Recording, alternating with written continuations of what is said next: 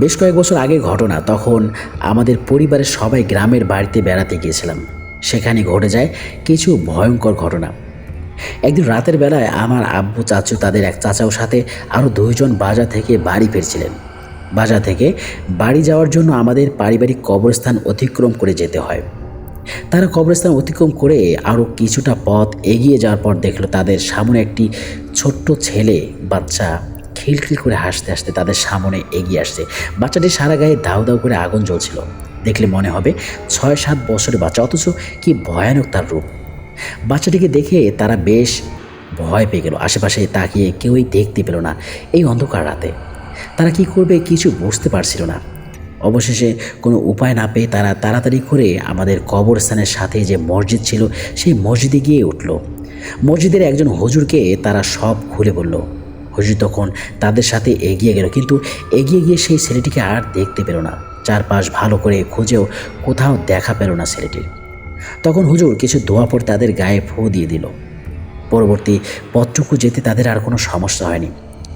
এর পরের দিন রাতের বেলায় আমার চাচু ও ওনার কিছু বন্ধুরা মিলে এক দোকানে আড্ডা দিচ্ছিলেন। তখন চাচুর এক বন্ধু এক হোটেল থেকে কিছু সিঙ্গারা মোগলাই কিনলেন।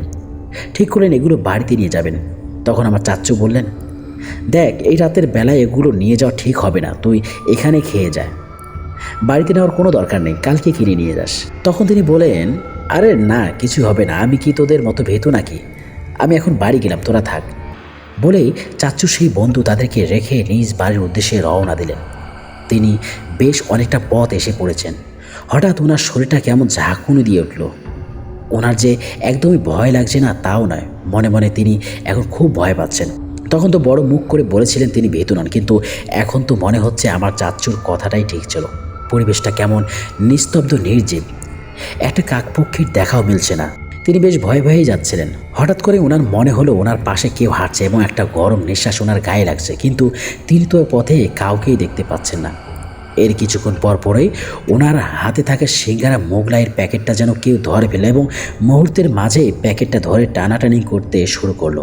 তিনি এবার আর কোনো কিছু না ভেবে প্যাকেটটা সেখানে ফেলেই এক দৌড়ে বাড়িতে চলে আসলেন।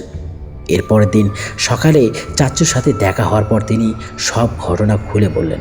তখন চাচ্চু বললেন, আমি তো আগেই না করেছিলাম তোকে, তুই তো আমার কথা শুনিসনি, এবার শিক্ষা হলো তো। এরপর থেকে তিনি আর কোনো দিনই রাতের বেলা এসব কেনেননি। বাড়িতে থাকাকালীন হঠাৎ একদিন ঘোষণা করে জানিয়ে দেওয়া হলো যে সকাল থেকে একদম রাত পর্যন্ত কারেন্ট থাকবে না। কারেন্ট আসলেও রাত 10টার দিকে আসবে। এদিকে বিকেলের পর থেকে ট্যাঙ্কির পানি শেষ হয়ে গেছে। বাইরে যে একটা টিউবওয়েল ছিল সেখান থেকেও পানি উঠছিল না। তবে আমাদের গ্রামের বাড়ি থেকে বেশ অনেকটা দূরে একটা টিউবওয়েল ছিল যেখান থেকে মানুষ প্রয়োজনে পানি ব্যবহার করতে পারত। তখন আব্বু গেল সেখান থেকে পানি নিয়ে আসতে। তো তখন একদম রাত হয়ে গিয়েছিল।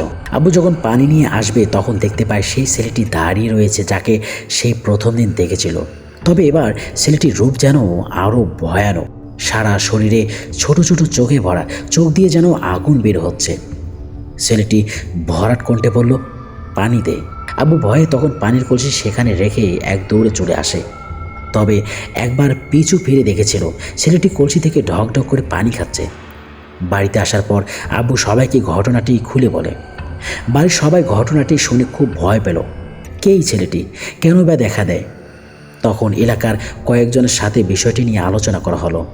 একজন বলল, ভাই, আমরাও বেশ অনেকবার এই ছেলেকে দেখেছি।